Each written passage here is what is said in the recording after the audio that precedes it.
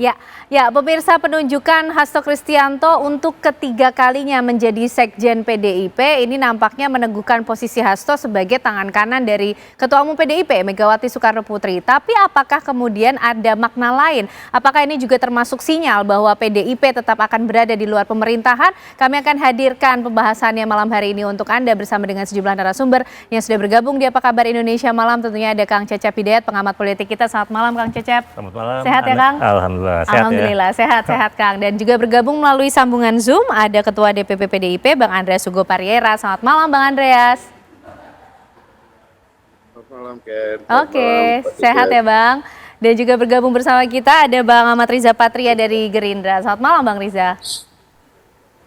Selamat malam. Oke, Waalaikumsalam. Bang Andreas, ini bagaimana sih sebetulnya prosedur atau tahap-tahap pemilihan seorang sekjen di PDIP, Bang? Pertama di sekjen partai, dalam hal ini PDI Perjuangan itu diatur di dalam ADART. Nah, soal penetapannya, keputusannya, dan kemudian penunjukannya itu adalah hak prerogatif Ketua Umum. Karena yang dipilih di dalam Kongres itu adalah Ketua Umum Partai, dan Ketua Umum Partai kemudian menunjuk sekjen dan para ketua, wakil sekjen, bendahara, dan wakil bendahara. Itu adalah pengurus DPP PDI Perjuangan. Oke, jadi prosedurnya seperti itu. Oke, jadi semua itu adalah hak prerogatif dari Ketua Umum. Karena kemudian mungkin ini bagi publik termasuk mengejutkan, Bang Andreas tidak hadir di Kongres, tapi kemudian Kamis kemarin kita melihat pelantikannya gitu dari Mas Hasto sebagai sekjen. Pak Hasto hadir di Kongres pada saat akhir, ketika sudah diumumkan. Pada tanggal 2 Agustus itu Pak Hasto hadir di Kongres sebelum penutupan. Setelah itu beliau juga, dan pada waktu itu memang kami beberapa yang sudah diumumkan, yang kebetulan tidak hadir pada waktu penutupan itu sehingga tidak dalam pelantikan. Nah, sehingga kemudian kemarin yang belum hadir dan juga Pak Hasto yang belum disebut sebagai sekjen partai diputuskan oleh Ketua Umum menjadi sekjen partai sekaligus dilantik kemarin. Oke, artinya ini sudah diumumkan pada saat Kongres begitu ya Bang Andreas ya? Hanya pelantikannya saja kemudian yang berbeda waktunya? Sebagian dari DPP yang kemarin dilantik, kami ada 9, itu sudah diumumkan, tapi tanggal 2 itu tidak dilantik karena kami tidak hadir pada saat penutupan Kongres. Okay. Nah, Pak Sekjen, Pak Hasto, itu memang belum diumumkan, karena pada waktu diumumkan, Sekjen itu dijabat juga oleh Ibu Ketua Umum, Ibu Megawati Soekarno Putri, dan baru kemudian kemarin diumumkan, dan kemudian sekaligus dilantik. Oke, baik. Kang Cecep, melihat nama Hasto Kristianto yang kembali nih ketiga kalinya loh Kang, dipilih sebagai Sekjen PDIP. Menurut Kang Cecep apa kemudian yang menjadi pertimbangan kalau ini menjadi hak prerogatif seorang Ketua Umum? Oke, jadi menurut saya ada beberapa hal yang menjadi pertimbangan dari Ketua Umum PDI Perjuangan ya, Ibu Megawati. Pertama kita lihat dari kelembagaan ya, bagaimana Pak Hasto ini sudah mendampingi Ibu Mega itu ya sejak 2000-an ya, dari Wasekjen kemudian Sekjen sendiri sudah 2 periode. Jadi ya 2010. Nah, dari 2000 kemudian Pak Hasto itu sudah berjuang buat PDI Perjuangan sejak di pemilu, katakanlah di Pilpres 2014, 2019, 2024.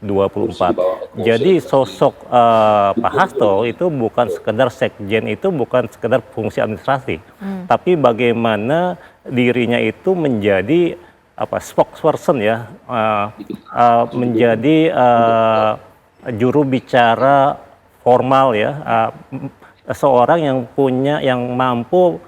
punya kemampuan sebagai penafsir politik dari Ibu Mega gitu. Orang yang amat dekat dengan Ibu Mega, bukan sekedar sosial tapi juga secara emosional ya. Jadi secara kelembagaan, dan karena itu kemudian saya kira Ibu Mega butuh ya Pak Hasto sebagai seorang sekjen untuk apa menata kelembagaan ini. Oke. Apalagi kan sepanjang menjabat sekjen itu PDIP tertata menjadi ke arah partai politik yang lebih modern.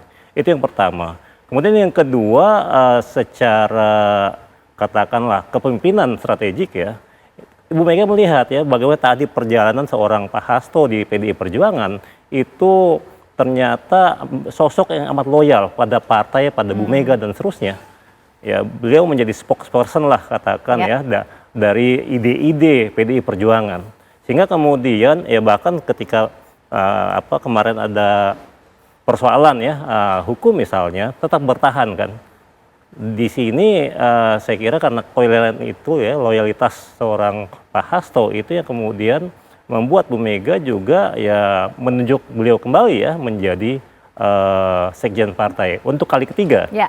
Jadi dulu mungkin sekjen dengan 2 periode dibanding yang sebelumnya kan nggak ada ya. Sekarang sekjen untuk 3 periode untuk pertama kalinya juga gitu. Yang lain itu bisa dilihat gini, bagaimana seorang Pak Hasto ya kalau kita bicara tadi institusional ya, kemudian kepemimpinan strategis, bagaimana kemudian dirinya itu punya value buat PDI Perjuangan. Value seperti apa, Kang? Jadi gini kan dalam suatu partai tentu ada banyak karakter dan ternyata karakter Pak Hasto ini mungkin yang memang cocok ya untuk sinergi dengan Bu Mega gitu.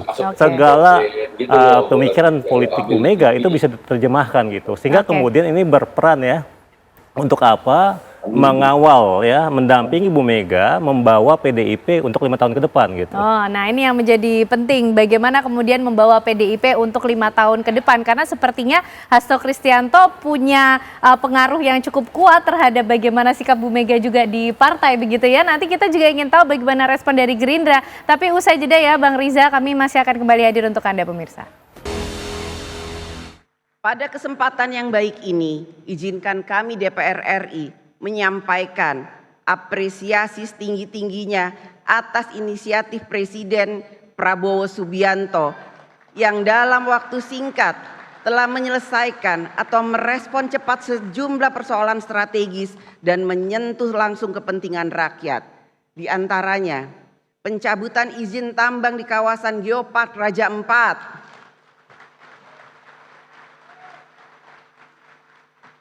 penyelesaian sengketa tapal batas pulau antara Aceh dan Sumatera Utara, kebijakan pembelian gabah petani dengan harga yang layak,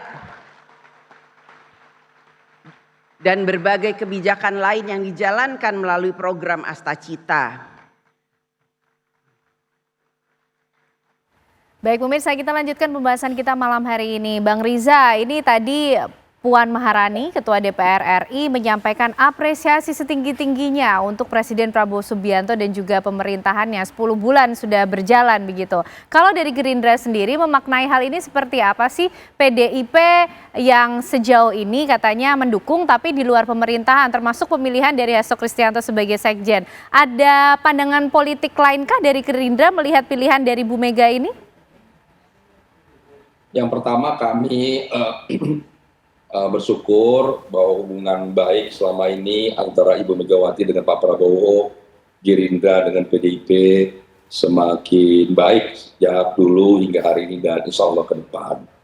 Yang kedua juga kami ucapkan selamat buat teman-teman PDIP yang sudah melaksanakan kongres, kemudian juga sudah melantik kepengurusan dan diangkatnya Mas Hasto sebagai sekjen. Kami menghormati, mengapresiasi luar biasa Mas Hasto, 3 periode, ini rekor hebat. Kemudian juga tentu apa yang disampaikan Ibu Puan Maharani tadi, mengapresiasi, menghargai, menghormati, dan menyampaikan bahwa apa yang dicapai oleh pemerintah dalam hari ini, Presiden Pak Prabowo memimpin bangsa ini sudah on the track, sudah baik, luar biasa. Apalagi tadi kalau kita lihat tayangan daripada video yang disampaikan oleh Pak Prabowo di sidang MPR, sungguh luar biasa, sungguh menyentuh. Bapak Presiden menampilkan sejarah proses bangsa ini sejak merdeka hingga hari ini. Bangsa ini dipimpin oleh para pendiri bangsa, Bung Karno, Pak Harto, Pak Habibie, Gus Dur, Ibu Megawati di situ, Pak SBY, Pak Jokowi, dan hari ini Pak Prabowo memimpin di periode ini. Pak Prabowo menyampaikan apresiasi dan menghormati, menghargai, dan melanjutkan memperkuat semua cita-cita para pendiri bangsa, cita-cita para pemimpin bangsa, para presiden sebelumnya, wakil presiden semua.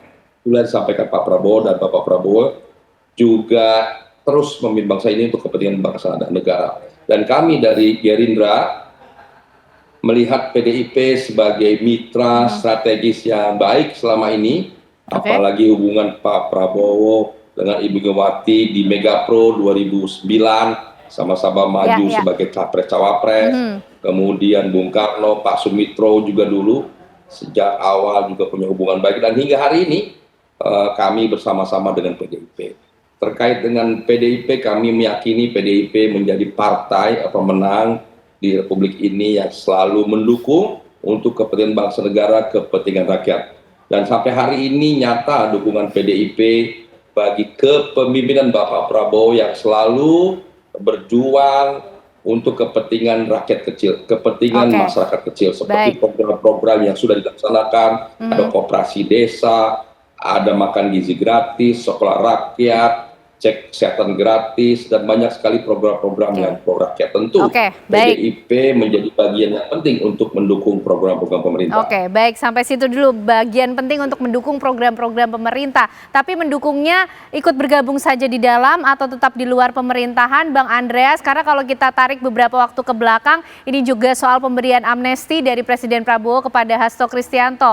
Ini sebagai proposal penawaran supaya PDIP masuk saja begitu ke pemerintahan, atau juga kejadian hari ini yang menarik yang disampaikan oleh Ketua DPR RI Puan Maharani yang tadi menyampaikan juga mewakili kehadiran dari Ketum PDIP termasuk Presiden kelima RI Megawati Soekarno Putri, Bang Andreas? Soal itu sudah jelas gitu kan, kemarin sudah disampaikan di Kongres bahwa PDI Perjuangan sebagai partai penyeimbang yang berada di luar pemerintahan gitu. Bahwa di dalam menyikapi pemerintahan, kita sebagai partai penyeimbang yang berada di luar memberikan pandangan-pandangan kritis, pandangan-pandangan mendukung program-program pemerintahan Pak Prabowo, ya tentu dengan maksud dan tujuan untuk kepentingan bangsa dan negara gitu. Dan itu clear gitu. Sudah juga tadi Pak Prabowo secara terbukti di dalam pidato kedua ya ke nota keuangan tadi menyampaikan mengapresiasi posisi dan sikap PDI Perjuangan sebagai partai penyeimbang yang berada di luar pemerintah untuk memberikan pandangan-pandangan kritis terhadap program-program yang dilaksanakan oleh pemerintahan Pak Prabowo gitu. Kenapa? Karena apa yang dipidatokan oleh Pak Prabowo itu sangat menyentuh persoalan-persoalan, menjawab persoalan-persoalan masyarakat. Tapi ya di dalam pelaksanaan pemerintah kan apa yang disampaikan oleh Pak Prabowo ini kan harus dieksekusi, harus dilaksanakan di lapangan. Nah disitulah fungsi dan peran dari DPR dalam hal ini PDI Perjuangan yang ada di DPR memberikan pandangan-pandangan terhadap pelaksana-pelaksana, pembantu presiden yang melaksanakan fungsi pemerintahan dari Presiden Prabowo. Nah, disitulah peran PDI Perjuangan sebagai partai penyeimbang yang berada di luar pemerintahan. Dan saya kira selama ini di dalam hubungan baik secara personal antara Ibu Mega dan Pak Prabowo, antar partai tetap mempunyai hubungan kolegial yang baik. Tapi di dalam menjalankan fungsi pemerintahan, ya kami berada di luar dan menjalankan fungsi sebagai partai. Oke. Jadi masih tetap pada putusan Kongres mendukung tapi di luar pemerintahan begitu ya Bang Andreas? Ya dong, harus. Itu tidak perlu didiskusikan lagi. Oke, baik. Itu harus sesuatu yang diputuskan di Kongres itu adalah hal yang harus dilaksanakan, tidak perlu didiskusikan lagi kalau itu. Oke, baik. Karena kemudian dinamika politik ini juga terus terjadi nih Kang Cacap, apalagi kalau kita melihat agenda ke depan yang juga akan dihadapi oleh partai-partai politik, termasuk ditunjuknya Hasto Kristianto sebagai sekjen, tadi menyimpan value tersendiri untuk kemudian menjaga atau menata kelembagaan. Di dalam PDIP memang ada apa Kang Cacap? Betulkah kemudian ada faksi-faksi yang perlu disatukan dengan kehadiran Hasto Kristianto? Jadi gini, tentu dalam sebuah organisasi ya, itu akan ada dinamika internal organisasi. Tapi ketika ketua umum sudah menyampaikan kata final, saya kira sudah selesai urusannya. Dan itu memang perlu ada dinamika dalam organisasi. Agar apa? Agar bisa tumbuh besar partainya. Itu nggak masalah. Nah, sosok Pak Hasto ketika menjadi sekjen ya, dengan kelembagaan misalnya, beliau ini punya kemampuan ya, sudah 10 tahun lebih, 1 dekade menata partai. Sehingga kemudian dibutuhkan kapasitas tersebut oleh, saya kira, Ibu Mega ya. Dia butuh pendamping, ketua umum ini butuh pendamping seorang sekjen yang sudah lama dia kenal. Jadi secara kelembagaan lagi-lagi itu bisa menata. Ya bagaimana sekjen bukan lagi sekadar pengelola administratif ya, tapi bagaimana dia bisa menertibkan ya DPP dan turunannya ke bawah gitu. Itu dibutuhkan ya. Kemudian yang lain ya tadi yang saya sampaikan, kalau kita bicara patron klien ya, bagaimana Ibu Mega saya kira sudah melihat sosok seorang Pak Hasto yang demikian loyal pada ketua umum gitu ya, mendampingi dirinya lebih dari 1 dekade. Sehingga kemudian ya dia yang tadi saya sampaikan, dia bisa mengerti, dia yang paham ya, menerjemahkan bahasa politik Ibu Mega. Dan melihat loyalitasnya sampai beberapa waktu belakangan. Sehingga kemudian dia masih dianggap sebagai sosok yang tepat. Jadi punya kapasitas dan kapabilitas untuk kemudian ditunjuk lagi. Saya kira tentu kan Bu Mega ini sudah punya pengalaman panjang di politik ya. Di luar rumah kekuasaan ya, ketika berhadapan dengan Orde Baru di masa-masa akhir kekuasaan, kemudian di awal-awal reformasi, bagaimana dalam politik terjadi banyak proses dinamika ya dalam berinteraksi antar partai atau dalam partai, sehingga saya kira Bu Mega dengan kepemimpinan strategiknya dia melihat sosok orang yang bisa membantu dirinya mengelola, memanage partai gitu. Dan itu adalah Hasto Kristianto yang dipercaya sampai sejauh ini. Rekor kata Bang Riza nih, 3 kali ditunjuk. 3 kali kan.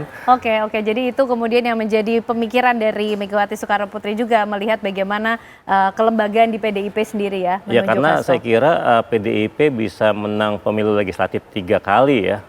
Itu kan sebuah raihan juga, sebuah prestasi ya. Meskipun mungkin angkanya berubah-ubah gitu ya. Dan ada sosok yang menjadi salah satu motor penggeraknya, yaitu ya Pak Hasto sebagai sekjen yang mendampingi Ibu Ketua Umumnya gitu. Dan disinilah tantangan ke depan 5 tahun ke depan ya, dengan tentu saya kira PDIP memang lebih baik ya berada di luar kekuasaan. Waktu 5 tahun waktu yang sebentar sebenarnya. Iya, jadi justru di sini 2024 oke lah, Pilpres sudah selesai. Sekarang waktunya justru ya PDIP ya tadi kan ini kan mereka selalu beranjak dari teori presidensial ya. Memang gak ada oposisi, adanya di dalam rumah kekuasaan, di luar rumah kekuasaan. Dan PDI Perjuangan memilih di luar rumah kekuasaan, di luar eksekutif, itu baik. Toh 5 tahun justru jadi tempat untuk menambah tabungan politik mereka, sehingga kemudian siap bertarung lagi di 2029. Justru di sini saatnya ya muncul ya proses kaderisasi ya, muncul tokoh-tokoh baru yang mungkin bisa bertarung lagi di 2029. Jadi PDIP ini justru sudah bersiap untuk menyambut bagaimana agenda nanti 5 tahun ke depan gitu ya Kang Cacap? Ya harus, karena politik kan bicara jangka panjang ya. Oke, baik. Nah Bang Riza, ini menarik ketika kemudian Hasto Kristianto sudah dipilih lagi menjadi sekjen, PDIP nampaknya juga sudah bersiap untuk menghadapi agenda politik ke depan. Tapi Puan Maharani tadi juga menyampaikan apresiasi tinggi untuk Prabowo Subianto, sedangkan Presiden ingin merangkul semua dan hasil Kongres PDIP tetap berada di luar pemerintahan. Gimana Bang Riza? Ya, kami menghormati apapun keputusan PDIP maupun semua partai ya. Namun yang diharapkan, yang pasti Pak Prabowo ingin semua partai politik, semua elemen bangsa, komponen bangsa, para tokoh bahkan seluruh rakyat Indonesia bergiat bersama-sama dalam satu kesepakatan, yaitu membangun Indonesia yang lebih baik, yang lebih maju. Tentu silakan partai-partai, ada yang ingin dalam pemerintahan, ada yang di luar, tidak ada masalah. Bagi kami Partai Gerindra, yang penting tujuannya sama, menjaga, memastikan seluruh proses pembangunan bangsa berlangsung dengan baik. Dan apa yang dilaksanakan oleh Bapak Prabowo tidak menghapus semua apa yang sudah dilaksanakan para pendiri bangsa, para pemimpin sebelumnya, justru memperkuat dan mempercepat proses pembangunan. Dan untuk itu semua elemen bangsa, Bapak Prabowo berharap bersama-sama melakukan upaya terbaik, memberikan kontribusi yang terbaik. Bapak Prabowo selalu ingin 3T, saya menyebutnya 3T.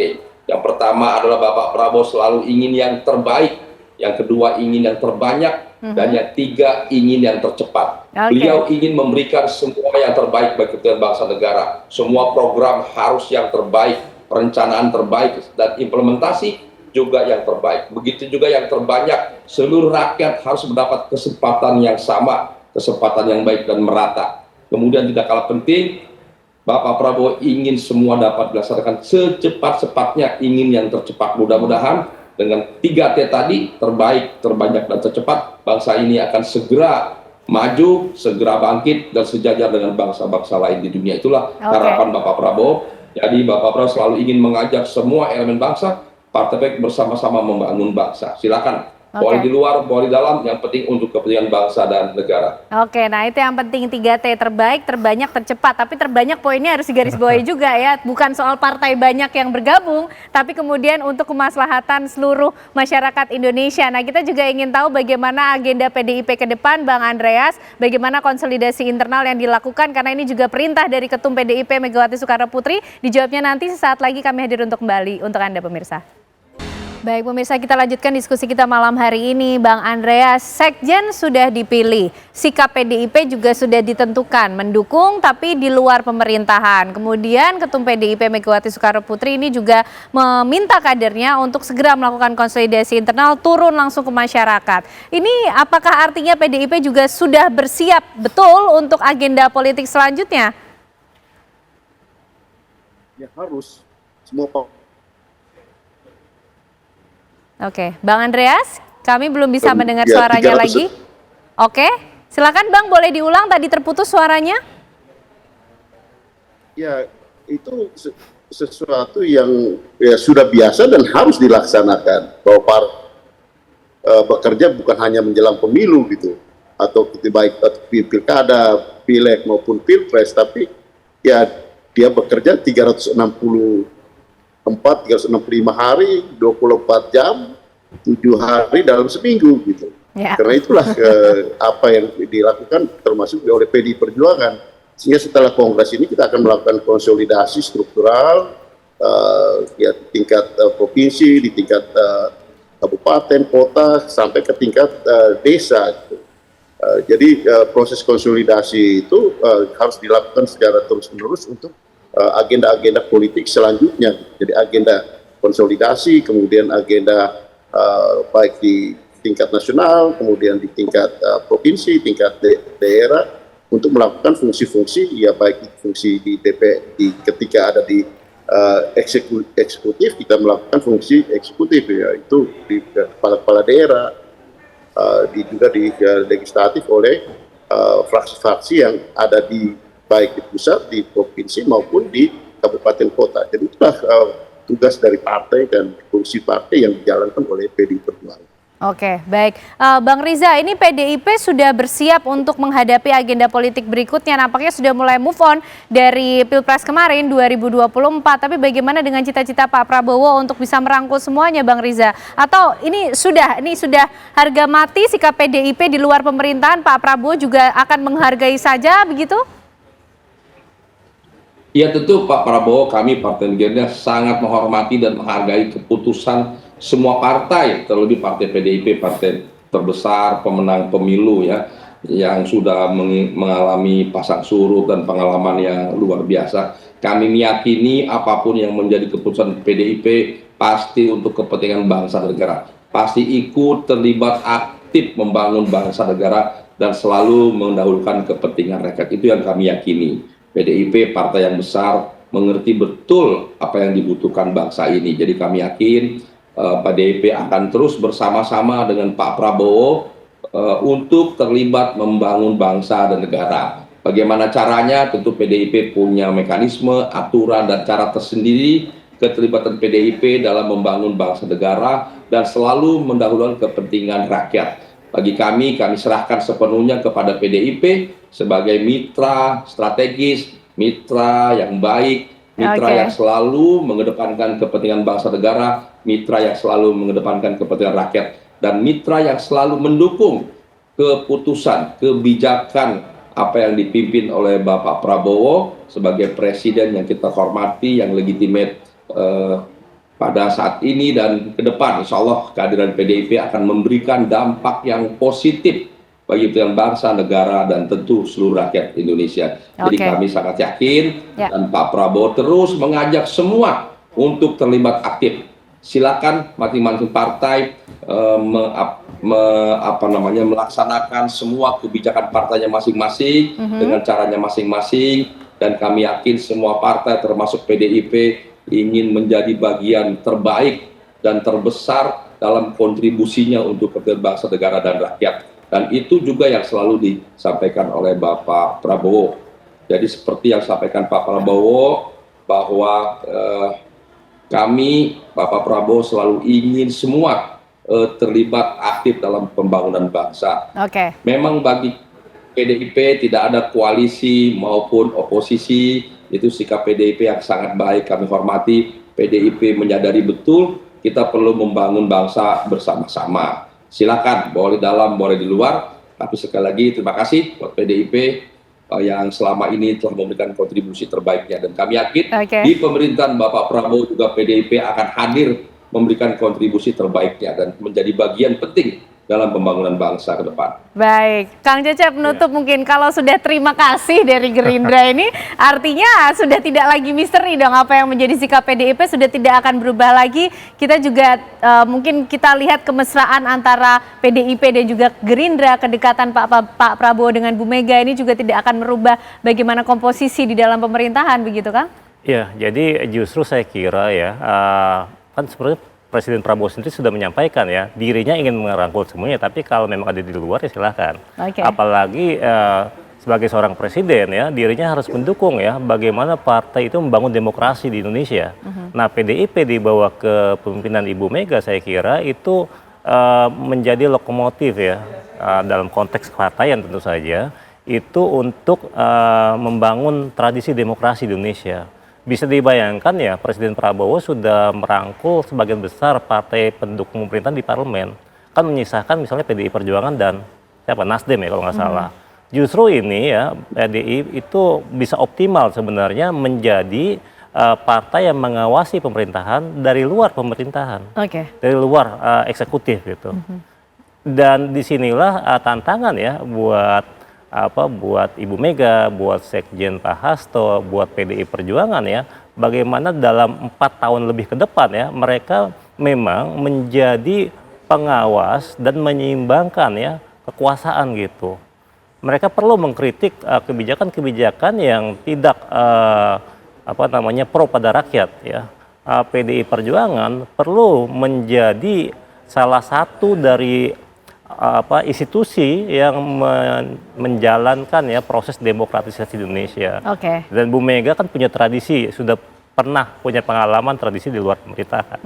Bagaimana kemarin dan Pak Hasto bisa saya kira mendampingi Bu Mega juga nih mengawal proses transisi demokratisasi di bawah pemerintahan Presiden Prabowo dalam konteks kepartaian gitu. Baik.